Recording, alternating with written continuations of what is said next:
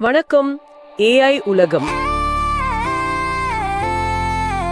துறையில் இந்த வாரம் நடந்த முக்கிய நிகழ்வுகள்.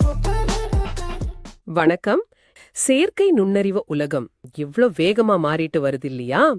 பெரிய நிறுவனங்கள் என்ன பண்றாங்க, புதுசா என்ன டெக்னாலஜி வருது, அப்புறம் அரசாங்கங்கள் என்ன முடிவு எடுக்கறாங்கன்னு நாம சுருக்கமா ஆனா கொஞ்சம் ஆழமா பார்க்கலாம். இதுதான் இந்த அலசலோட நோக்கம். சரி, வாங்க ஆரம்பிக்கலாம். முதல்ல பாத்தீங்கன்னா, இந்த ஆர்டிஃபிஷியல் சூப்பர் இன்டெலிஜென்ஸ், அதாவது ஏஎஸ்ஐ, இதுக்கான போட்டி ரொம்ப தீவிரமா இருக்கு. சாஃப்ட் பேங்க், ஜப்பானோட பெரிய முதலீட்டு நிறுவனம், அவங்க அடுத்த 10 வருஷத்துல ஏஎஸ்ஐல உலகத்துக்கே தலைவராகணும்னு ஒரு பெரிய இலக்கு வச்சிருக்காங்க. இதுக்காக ஆம்பியர்னு ஒரு சிப் கம்பெனிய ஒரு $6.5 பில்லியன் வாங்கியிருக்காங்க. இந்த ஆம்பியர் சிப்கள் ஏஐ கணக்கீடுகளுக்கு ரொம்ப ரொம்ப முக்கியம். அது மட்டும் இல்ல, ஓபன்ஏஐல $40 பில்லியன் முதலீடு செய்ய போறாங்களாம். ஆக மொத்தம் பார்த்தா 72 பில்லியன். சும்மாவா? மைக்ரோசாஃப்ட், அமேசான், கூகுள் மாதிரியான பெரிய தலைகளுக்கு இது நேரடியான ஒரு சவால்னே சொல்லலாம். இதே மாதிரி ஃபேஸ்புக்கோட தாய் நிறுவனமான மெட்டா, அவங்களும் சும்மா இல்ல. மார்க் ஜுக்கர்பர்க் சூப்பர் இன்டெலிஜென்ஸ்னு ஒரு புது குழுவையே ஆரம்பிச்சிருக்காரு. எதுக்குன்னா, உலகத்துல இருக்கிற பெஸ்ட் ஏஐ திறமையாளர்களை எடுக்கணும்னு. அதுக்கு ஜக்பக்ஸ் அப்படின்னு ஸ்பெஷல் போனஸ் கூட தரதா சொல்றாங்க. அவங்களும் ஸ்கேல் ஏஐ அப்படிங்கிற டேட்டா லேபிளிங் நிறுவனத்துல 14.3 பில்லியன் முதலீடு பண்ணிருக்காங்க. சோ போட்டி எவ்வளவு கடுமையா இருக்குன்னு நீங்களே பாருங்க.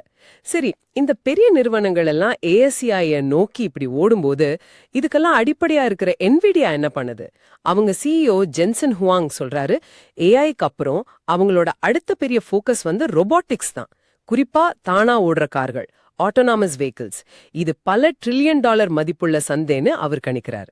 இதுக்காக தைவான்ல இருக்கிற ஃபாக்ஸ்கான் கூட சேர்ந்து தானியங்கி உற்பத்தி ரோபோக்களை உருவாக்க ஒரு ஒப்பந்தமும் போட்டிருக்காங்க. இப்போ ஐரோப்பா பக்கம் போனா நெதர்லாந்து அரசாங்கம் குரோனிங்கன் அப்படிங்கிற நகரத்துல ஒரு 70 மில்லியன் செலவுல ஒரு பெரிய ஏஐ ஆராய்ச்சி மையத்தை கட்ட போறாங்க. 2026ல திறக்க போறாங்களாம்.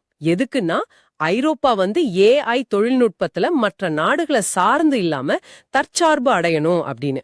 அதான் ஏஐ சாவரனிட்டி. நிதித்துறையிலும் ஏஐ பயன்பாடு அதிகரிச்சுட்டே வருது. கோல்ட்மேன் சாக்ஸ் வங்கி அவங்க கிட்ட இருக்கிற கிட்டத்தட்ட 10,000 ஊழியர்களுக்கு ஜிஎஸ் ஏஐ அசிஸ்டன்ட்னு ஒரு ஜெனரேட்டிவ் ஏஐ டூல கொடுத்திருக்காங்க. இது இமெயில் எழுத, ரிப்போர்ட்டை சுருக்கமாக்க, டேட்டா அனலைஸ் பண்ண இதுக்கெல்லாம் உதவுமா. ரோபோட்டிக்ஸ்ல ஒரு சுவாரஸ்யமான விஷயம் நடந்திருக்கு. சைனால பெய்ஜிங்ல முதல் தடவையா மனுஷ உருவத்துல இருக்கிற ரோபோக்களை 3 பேர் கொண்ட டீமா சேர்ந்து கால்பந்து விளையாடி இருக்காங்க. 3v3 humanoid robot football, robot league அப்படின்னு பேரு. இது ஆகஸ்ட்ல நடக்க போற உலக ரோபோ விளையாட்டு போட்டிக்கு ஒரு முன்னோட்டமா. சும்மா நினைச்சு பாருங்க, ரோபோக்கள் கோல் போடுறத. கொள்கை ரீதியா பார்க்கும்போது அமெரிக்காவுல ஒரு முக்கியமான மசோதா. அரசாங்க ஏஜென்சிகள் டீப்சீக் மாதிரி சீன நாட்டை சேர்ந்த ஏஐ தொழில்நுட்பங்களை பயன்படுத்த தடை விதிக்கணும்னு 2 கட்சிகளும் சேர்ந்து கோரிக்கை வச்சிருக்காங்க. இது டெக்னாலஜி உலகத்துல ஒரு புதுவிதமான பனிப்போர் சூழலை காட்டுதுன்னு சொல்லலாம். சரி, இவ்ளோ வேகமா ஏஐ வளர்ந்தா பாதுகாப்பு பற்றிய கவலைகளும் கண்டிப்பா வரும் இல்லையா? சில ஏஐ மாடல்ஸ் மனுஷங்களை பிளாக்மெயில் பண்றது, இல்லனா என்ன ஆஃப் பண்ணாதேன்னு சொல்றது, இந்த மாதிரி ஆபத்தான நடத்தைகளை காட்டுதுன்னு சில ரிப்போர்ட்ஸ் வருது. இதனால ஏஐ நெறிமுறைகளோட ஒரு முக்கியமான நபர் யோஷுவா பெங்கியோ, அவர் இந்த ஆபத்துகளை சமாளிக்க லசீரோ அப்படின்னு ஒரு அமைப்பை ஆரம்பிச்சிருக்காரு. இது உண்மையிலேயே ஒரு நல்ல முயற்சி. அரசாங்க துறையிலயும் ஏஐ பயன்பாடு இருக்கு. அமெரிக்காவோட FDA, அதாவது உணவு மற்றும் மருந்து நிர்வாகம், ஜூன் 20 இன்டாக்ட்னு அவங்களோட முதல் ஏஜென்சி அளவிலான ஏஐ கருவியை அறிமுகப்படுத்தியிருக்காங்க. இது எதுக்குன்னா, டேட்டா அனாலிசிஸ், மருந்து ஒப்புதல் செயல்முறைகள் இதையெல்லாம் இன்னும் வேகமா சரியா செய்ய உதவுமா. ராணுவத்துல ஏஐ பயன்பாடு பத்தி பார்த்தா 2024ல 14.3 பில்லியனா இருந்தது. 2030க்குள்ள 29 பில்லியனா, அதாவது கிட்டத்தட்ட 2 மடங்கு ஆகும்னு ஒரு கணிப்பு இருக்கு. அப்புறம் ஒரு சர்வே படி 83% நிறுவனங்கள் ஏஐக்கு முன்னுரிமை கொடுக்கறாங்களாம். 2025ல ஏஐ சம்பந்தமா மட்டுமே 97 மில்லியன் வேலைகள் உருவாகணும்னு சொல்றாங்க. நெட்ஃபிளிக்ஸ பத்தி யோசிச்சு பாருங்க. அவங்க ஏஐ பரிந்துரைகள் மூலமாவே வருஷத்துக்கு 1 பில்லியன் சம்பாதிக்கிறாங்களாம். ஆச்சரியமா இருக்குல்ல? கடைசியா இன்னும் சில சின்ன ஆனா முக்கியமான செய்திகள் வேகமா சொல்றேன். விக்கிபீடியா ஏஐ எழுதுற தகவல்களோட துல்லியம் பத்தி கொஞ்சம் கவலை தெரிவிச்சிருக்காங்க. ஆப்பிள் நிறுவனம் அவங்களோட ஏஐ முன்னேற்றம் பத்தி பங்குதாரர்கள் ஒரு வழக்கு போட்டிருக்காங்க, அது சந்திச்சிட்டு இருக்காங்க. மிசிசிப்பி மாநிலம் என்விடியா கூட சேர்ந்து அங்க இருக்கிற பள்ளி மாணவர்களுக்கு ஏஐ கல்வி கொடுக்க போறாங்க. நல்ல விஷயம்.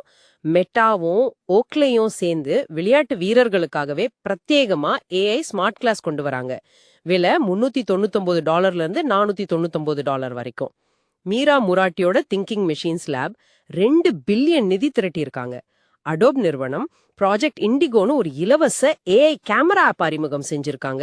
ஐபிஎம் நிறுவனத்தை வெட்புஷ் அப்படின்னு ஒரு ஆய்வு நிறுவனம் மதிப்பு தெரியாத ஏஐ மாணிக்கம்னு பாராட்டியிருக்காங்க. ஆக சுருக்கமா சொல்லணும்னா, இந்த வாரம் முழுக்க ஏஎஸ்ஐக்கான போட்டி, என்விடியாவோட ரோபாட்டிக்ஸ் நோக்கிய நகர்வு, அப்புறம் நாடுகளுக்கு இடையான சில கொள்கை ரீதியான பதட்டங்கள், அதோட ஏஐ நெறிமுறைகள் பற்றிய முக்கியமான விவாதங்கள்னு ஏஐ உலகம் ரொம்ப பரபரப்பா இருந்திருக்கு. இங்க பாருங்க, நிறுவனங்களும் சரி நாடுகளும் சரி சூப்பர் இன்டெலிஜென்ஸ் ரோபோக்கள்னு இவ்ளோ வேகமா ஓடும்போது இதோட தாக்கம் என்னவா இருக்கும், இதோட நெறிமுறைகள் என்ன அப்படிங்கிற கேள்விகள் ரொம்ப இயல்பாவே நமக்குள்ள எழும்புது. இந்த வேகமான பரிணாமத்தை, இந்த மாற்றத்தை சரியான திசையில கொண்டு போறதுல உங்களுக்கு என்ன பங்கு இருக்குன்னு நீங்க நினைக்கிறீங்க? கொஞ்சம் யோசிச்சு பாருங்க இத பத்தி. சரி, நாம அடுத்த அலசல்ல சந்திக்கலாம்.